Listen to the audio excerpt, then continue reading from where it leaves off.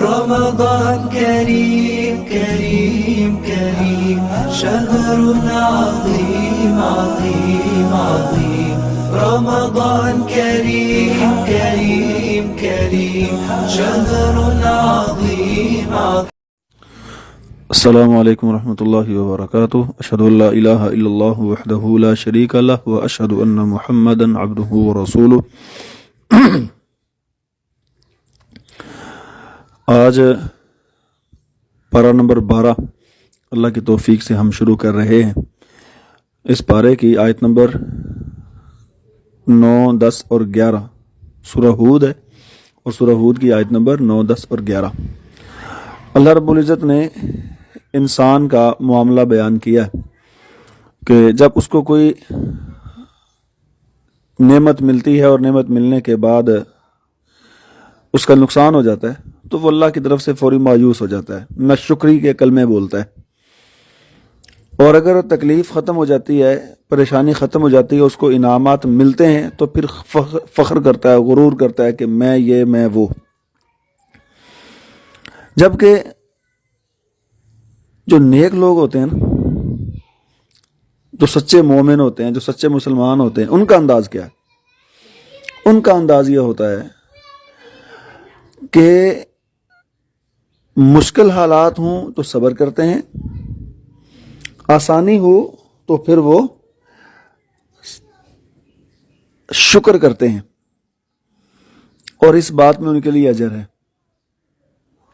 اور حدیث میں بھی آتا ہے نا، رسول اللہ صلی اللہ علیہ وسلم نے فرمایا کہ مومن کی 2 حالتیں اور دونوں میں ہی اس کے لیے خیر ہے. جب پریشانی ہوتی ہے تو پریشانی میں صبر کرتا ہے تو صبر میں اس کے لیے اجر ہے، اور جب اس کے لیے آسانی ہوتی ہے تو آسانی میں وہ شکر کرتا ہے اور شکر میں اس کے لیے اجر ہے. تو لہذا ایک مسلمان کو، ایک مومن کو، اللہ پر ایمان رکھنے والے کو دونوں حالات میں اپنے آپ کو اللہ کے ساتھ جوڑنا ہے. اگر دکھ، پریشانی، تکلیف ہے تو صبر کر کے اللہ سے جڑنا ہے، اور اگر آسانی ہے، سہولت ہے، نعمتیں ہیں تو پھر شکر کر کے اللہ کے ساتھ جڑنا ہے. بہرحال تعلق اللہ کے ساتھ اپنا قائم رکھنا ہے. سورہ ہود کی آیت نمبر 34 ہے. یہاں ایک چیز بیان ہوئی کہ حضرت نوح علیہ السلام اپنی قوم سے یہ بات کہہ رہے ہیں کہ میں جو تم کو نصیحت کرتا ہوں نا، اس نصیحت سے فائدہ نہیں پہنچ سکتا اگر اللہ تمہیں فائدہ نہ پہنچانا چاہیں. یعنی میری نصیحت سے ہدایت نہیں مل سکتی جب تک اللہ ہدایت نہ دینا چاہیں. تو اس سے معلوم یہ ہوا کہ ہدایت اللہ کے اختیار میں ہے، کسی نبی کے اختیار میں ہدایت نہیں ہوتی. انبیاء کا کام تو صرف دعوت پہنچانا ہے، بات کو پہنچا دینا ہے، اور یہ ذمہ داری آج ہمارے اوپر ڈال دی گئی ہے. اللہ تعالیٰ نے ہمیں حکم دیا ہے کہ ہم دعوت کا کام کریں، تو ہمیں پھر یہ بات معلوم ہوتی ہے کہ ہم دعوت دیں، لوگوں کو دین کی طرف بلائیں. لیکن اگر کوئی نہیں مانتا تو بھائی انبیاء کا بھی انکار کیا لوگوں نے، ہم اس سے پریشان ہو کے، دل سے برداشتہ ہو کے چھوڑ کیوں دیتے ہیں دعوت کا کام؟ دعوت کے کام کو چھوڑنا نہیں ہے بلکہ مسلسل چلاتے رہنا ہے. تو جس کے نصیب میں ہدایت ہوگی اس کو ہدایت مل جائے گی، اور جس کے نصیب میں ہدایت نہیں ہوگی وہ پھر ہدایت سے محروم رہے گا. تو کون لوگ ہیں جن کو ہدایت ملتی ہے؟ ہدایت ایسے لوگوں کو ملتی ہے جو ہدایت کے طلبگار ہوتے ہیں، جن کے دل میں اللہ کے نام کی شرم ہوتی ہے، اللہ کے ذات کی شرم ہوتی ہے، جو خیر کی بات کو سننے اور اس پر تھوڑی سی غور و فکر، تدبر کرنے کی کوشش کرتے ہیں. ایسے لوگوں کے اتنے نصیب میں ہدایت ہوتی ہے. لیکن جو شخص ڈٹ کر مقابلہ کرتا ہے مسلمانوں کا اور اللہ تعالیٰ کے احکامات پر توجہ نہیں دیتا، سرکشی دکھاتا ہے، اور وہ کفر کے اوپر ڈٹ جاتا ہے تو ایسے لوگوں کو پھر ہدایت نصیب نہیں ہوتی. اور اسی کی وضاحت پہلے پارے میں اللہ تعالیٰ نے فرمائی ہے ختم اللہ علی قلوبہم وعلی سمعہم وعلی ابصارہم غشاوہ کہ ایسے لوگوں کے کانوں پر، دلوں پر، آنکھوں پر اللہ تعالیٰ موریں لگا دیتے ہیں. مطلب کہ یہ لوگ کیونکہ ہر اعتبار سے بڑے سخت ہوتے ہیں اور ہر اعتبار سے یہ اسلام کے خلاف ڈٹ جاتے ہیں اور کفر کو اپنی پہچان بنا لیتے ہیں، تو جو لوگ اللہ کے احکامات پر، اللہ کی نشانیوں پر، اللہ کی قدرت پر غور و فکر ہی نہیں کرتے تو پھر ان کے لیے ہدایت نہیں ہوتی. ہدایت صرف اسے ملتی ہے جو غور و فکر کرنے والا ہو، تدبر کرنے والا ہو اور اللہ کے نام کا شرم رکھنے والا ہو اور ہدایت کی طلب کرنے والا ہو. اس کے بعد حضرت نوح علیہ السلام کی قوم پر جو عذاب آیا اس کا ذکر ہے کہ حضرت نوح علیہ السلام نے اللہ تعالیٰ کے حکم کے ساتھ ایک کشتی بنائی اور اس کشتی کے اندر مومنوں کو داخل کر لیا، سوار کر لیا، اور اس کے علاوہ جتنے بھی زمین کے اوپر اس وقت مخلوقات موجود تھیں، جو جانور موجود تھے، ان کو بھی اپنی کشتی میں ساتھ بٹھا لیا. لیکن حضرت نوح علیہ السلام کی اولاد میں سے ان کا ایک بیٹا جو تھا وہ کشتی میں سوار نہ ہوا اور ان کی آنکھوں کے سامنے وہ پانی کے اندر غرق ہو گیا. تو حضرت نوح علیہ السلام نے اللہ تعالیٰ سے گزارش کی کہ یا اللہ، آپ نے تو وعدہ کیا تھا نا کہ تیرے اہل کو میں بچا لوں گا، تو یہ تو میرے اہل میں سے ہے، میری اولاد ہے. تو اللہ تعالیٰ نے اس کا جواب دیا یا نوح انہ لیس من اہلک، یہ تیرے اہل میں سے نہیں ہے، انہ عمل غیر صالح، کیونکہ اس کے اعمال اچھے نہیں تھے. تو لہٰذا رشتہ، اصل جو بنیاد ہے رشتے کی وہ دینداری ہے. خون کا رشتہ اللہ نے بنایا ہے، یہ تو ہمیں بنا بنایا مل جاتا ہے، لیکن جو حقیقی رشتہ، جس رشتے کو قائم رکھنا ہے، وہ دین کا رشتہ ہے. اور یہی وجہ ہے کہ وراثت کے مسئلہ میں دین کے رشتے کو اہمیت دی گئی ہے کہ دین کے رشتے کے ساتھ اگر خون کا رشتہ ملتا ہے تو پھر اہمیت ہے، لیکن اگر کسی کے ہاں صرف خون کا رشتہ ہے اور دین کا رشتہ نہیں ہے تو اس رشتے کو کوئی اہمیت نہیں دی گئی. صحیح بخاری کی روایت ہے، رسول اللہ صلی اللہ علیہ وسلم نے فرمایا لا یرث الکافر المسلم ولا المسلم الکافر، کہ کوئی کافر مسلمان کا وارث نہیں بن سکتا اور نہ ہی کوئی مسلمان کافر کا وارث بن سکتا ہے. یعنی اگر مثال کے طور پر اگر باپ فوت ہوا ہے تو اس کے وراثت میں سے بیٹے کو حصہ اس صورت میں ملے گا جب وہ دونوں مسلمان ہوں گے. اگر باپ مسلمان ہے، بیٹا کافر ہے، تو باپ کے مال میں سے بیٹے کو حصہ نہیں مل سکتا کیونکہ وہ مسلمان نہیں ہے. اور اگر ایسا ہے کہ باپ کافر ہے اور بیٹا مسلمان ہو گیا ہے تو بیٹے کو پھر اپنے باپ کی وراثت میں سے کچھ حصہ نہیں لینا ہے. تو یہ اصول اللہ نے بنا دیا، اور یہاں یہ اصول بیان کر کے اس بات کی وضاحت کر دی ہے کہ اصل رشتہ جس کی اہمیت ہے وہ دین کا رشتہ ہے. اگر کہیں خون کا رشتہ دین کے ساتھ مل کر آئے گا تو وہ بہت ہی اہم ہے، لیکن اگر خون کا رشتہ دین کے رشتے سے منہا ہو جاتا ہے، علیحدہ ہو جاتا ہے، تو پھر اس دین کے رشتہ ٹوٹنے کی وجہ سے خون کے رشتے کی کوئی اہمیت باقی نہیں رہتی. اس کے بعد حضرت ابراہیم علیہ السلام کا ذکر ہے کہ حضرت ابراہیم علیہ السلام کے پاس کچھ مہمان آئے جو کہ حقیقت میں فرشتے تھے.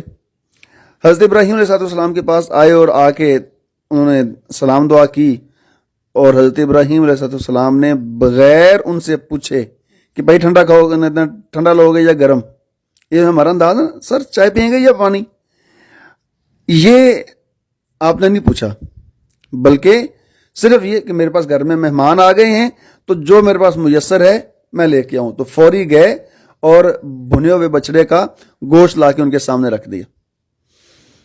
تو یہاں مہمان نوازی کا سبق ملتا ہے. انبیاء مہمان نواز ہوتے ہیں، اور انبیاء کو ماننے والے، ان پر ایمان رکھنے والے، ان کو بھی مہمان نواز ہونا چاہیے. اسی لیے رسول اللہ علیہ وسلم نے فرمایا تھا کہ جو تم میں سے اللہ پر اور آخرت کے دن پر ایمان رکھتا ہے فَلْيُكْرِمْ ضَيْفَهُ، تو وہ اپنے مہمان کی مہمان نوازی کرے، اس کا اکرام کرے، اس کی عزت و توقیر کرے. اور ایک حدیث مستدرک حاکم کی کہ رسول اللہ صلی اللہ علیہ وسلم نے فرمایا کہ تم میں سے بہترین آدمی وہ ہے جو کھانا کھلاتا ہے. اور مسند احمد کی ایک اور حدیث جس میں آپ نے فرمایا کہ جو شخص مہمان نوازی نہیں کرتا نا، اس میں کوئی خیر بھلائی نہیں ہے. تو مہمان نوازی کرنا، کھانا کھلانا یہ خیر کی علامت ہے، اور کھانا نہ کھلانا یہ خیر و برکت سے محروم ہونے کی علامت ہے. لہذا مسلمان کو اچھا مہمان نواز ہونا چاہیے.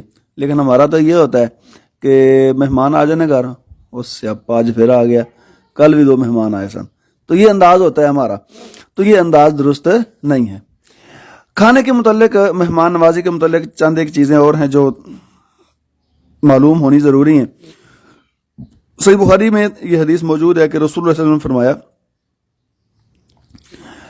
کہ جب کسی کے ہاں کوئی مہمان آتا ہے نا، تو اس کا پہلے دن کا کھانا دستور کے مطابق ہوگا، یعنی کہ اچھا کھانا ہوگا. جس طرح ہمارے ہاں رواج ہوتا ہے کہ مہمان گھر میں آتا ہے تو اس کو اچھا کھانا کھلایا جاتا ہے اپنی حیثیت کے مطابق. اس کے بعد آپ نے فرمایا کہ 3 دن تک مہمان نوازی کی جائے گی، کہ اگر کوئی آپ کے پاس مہمان آ کے ٹھہرتا ہے تو 3 دن تک اس کی مہمان نوازی کرنا. لیکن مہمان نوازی کا مطلب یہ نہیں ہے کہ 3 دن ہی اس کے لیے بہترین کھانے بنانے ہیں، بلکہ جو بہترین کھانا انتظام کرنا ہے وہ پہلے دن ہی ہے. اس کے بعد جو اگلے دن ہے وہ صرف کھانا کھلانا ہے.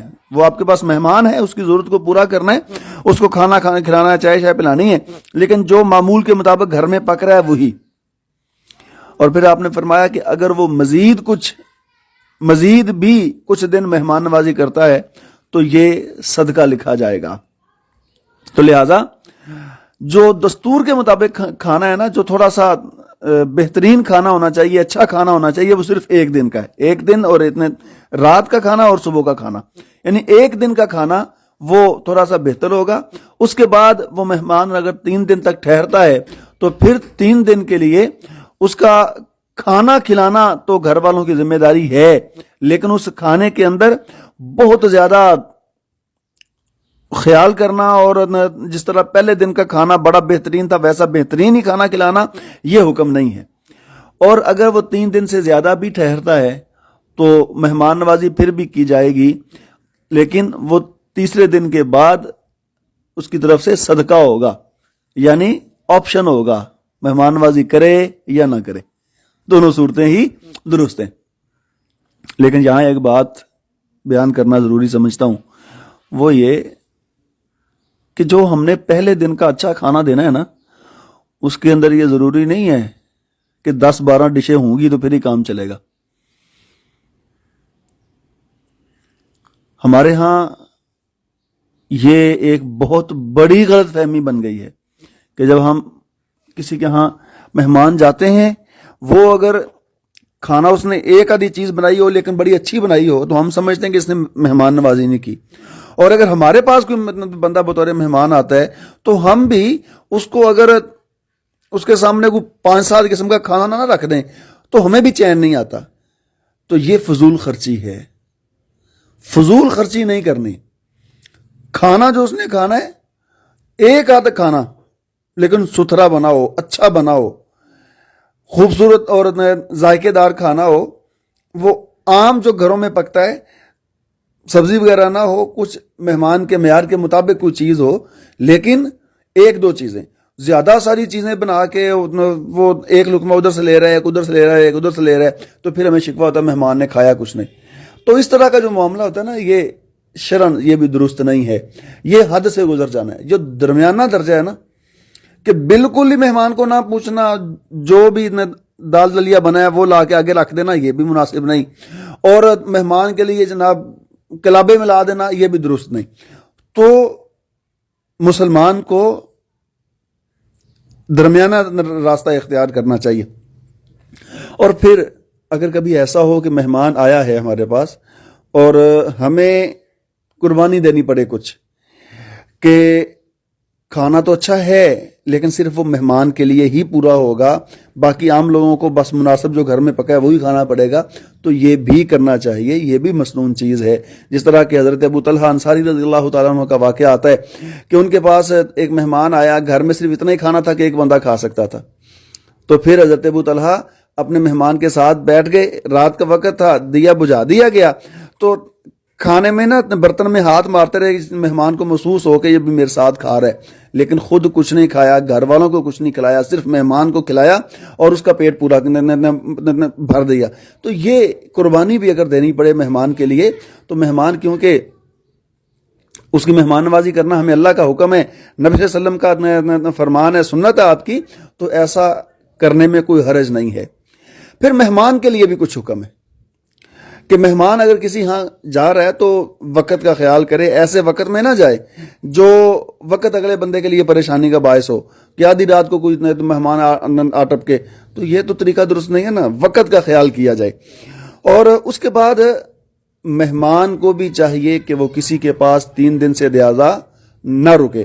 صحیح مسلم میں روایت ہے کہ رسول اللہ صلی اللہ علیہ وسلم نے فرمایا کہ کوئی شخص اپنے مسلمان بھائی کے پاس اتنی دیر نہ ٹھہرے کہ وہ اسے گنہگار کر دے۔ صحابہ نے پوچھا کہ یا رسول اللہ وہ ٹھہرنے والا اسے گنہگار کیسے کرے گا؟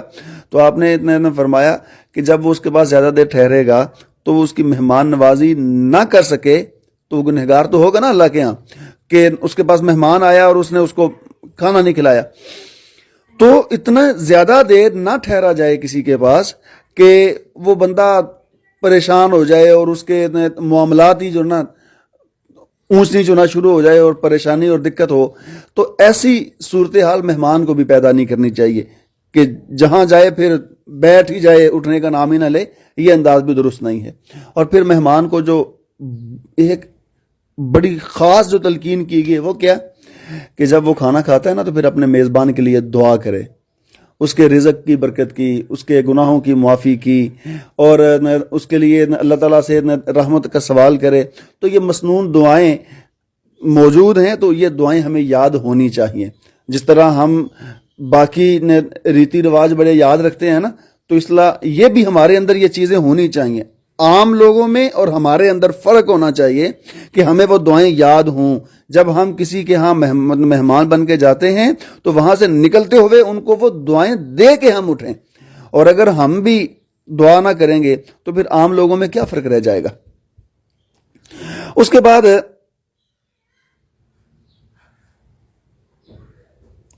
آیت نمبر 85 ہے، جس میں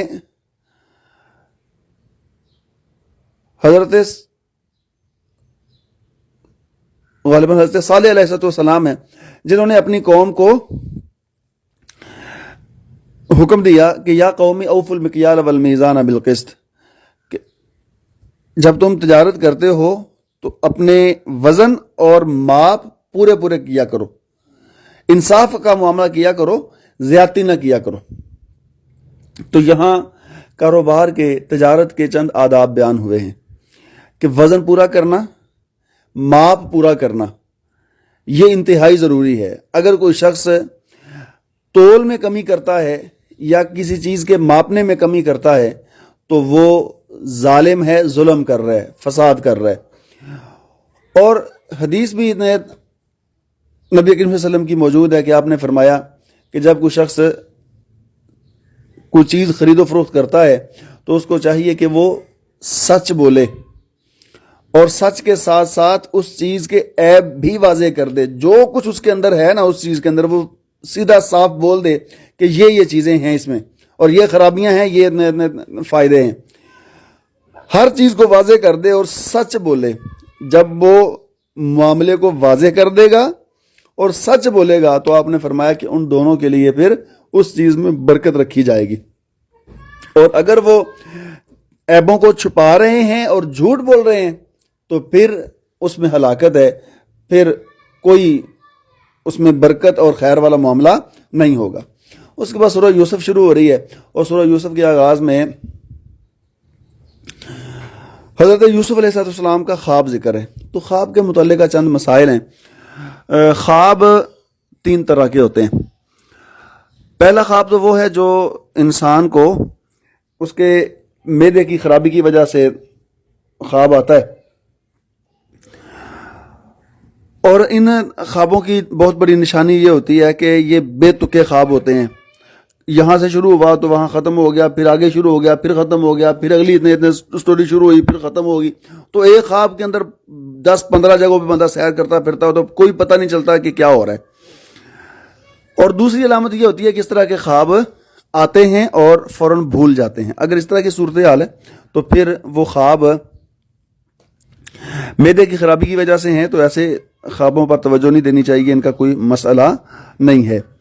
اس کے بعد ہے جی دوسرے قسم کے خواب جو اللہ کی طرف سے کوئی اشارہ ہوتے ہیں۔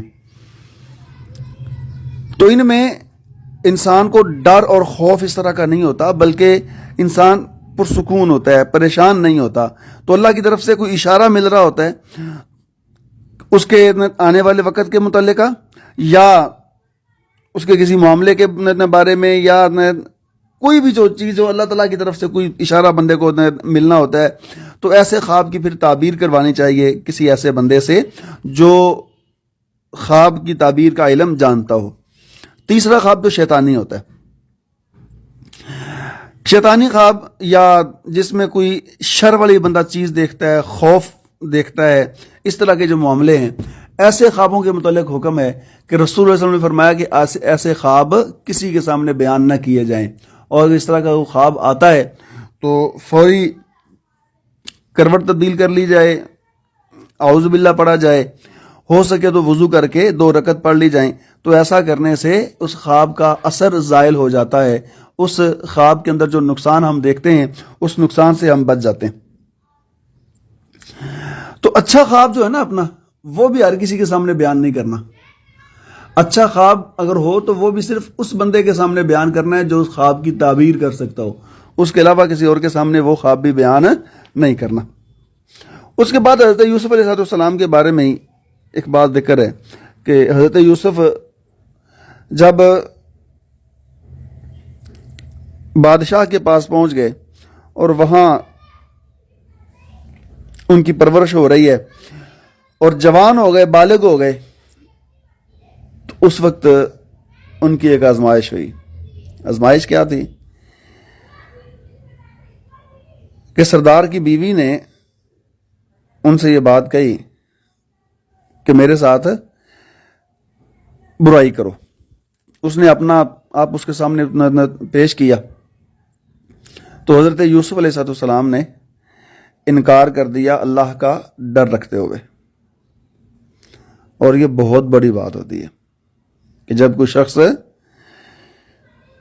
اس کو برائی کی دعوت مل رہی ہو، کوئی روکنے والا نہ ہو، کوئی دیکھنے والا نہ ہو، اور صرف وہ اللہ کا ڈر اپنے دل میں رکھتے ہوئے اس بات کا انکار کر دے، یہ کوئی چھوٹی بات نہیں ہے۔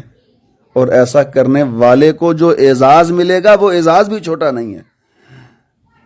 صحیح بخاری کے اندر روایت موجود ہے کہ رسول اللہ صلی اللہ علیہ وسلم نے فرمایا کہ 7 قسم کے لوگ ہیں جن کو اللہ تعالیٰ عرش کا سایہ نصیب فرمائیں گے قیامت والے دن، جب کسی چیز کا کوئی سایہ نہیں ہوگا۔ اور کیفیت یہ ہوگی کہ سورج بالکل سر کے اوپر کھڑا ہوگا۔ آج جو ہزاروں میل دور ہے نا، وہ سورج بالکل سر کے اوپر کھڑا ہوگا، اور گرمی کی شدت کی وجہ سے لوگ پگھل رہے ہوں گے، لیکن 7 خوش نصیب ایسے ہوں گے جن کو اللہ تعالیٰ اپنے عرش کا سایہ نصیب فرمائیں گے۔ اور ان 7 میں سے ایک بندہ وہ ہوگا کہ جس کو کوئی خوبصورت اور اونچے خاندان کی کوئی عورت برائی کی دعوت دیتی ہے اور وہ جواب دیتا ہے کہ میں اللہ کی پناہ چاہتا ہوں، اور وہ اس دعوت کو قبول نہیں کرتا، اللہ کا ڈر اس کے دل میں آ جاتا ہے اور اس دعوت کا انکار کر دیتا ہے، تو ایسے شخص کے لیے یہ اعزاز ہے کہ کل قیامت کا دن ہوگا تو اللہ رب العزت اس کو اپنے عرش کے نیچے سایہ نصیب فرمائیں گے۔ تو یہ بدکاری اور زنا کے متعلقہ کچھ چیزیں جو یہاں بیان کرنا ضروری ہیں.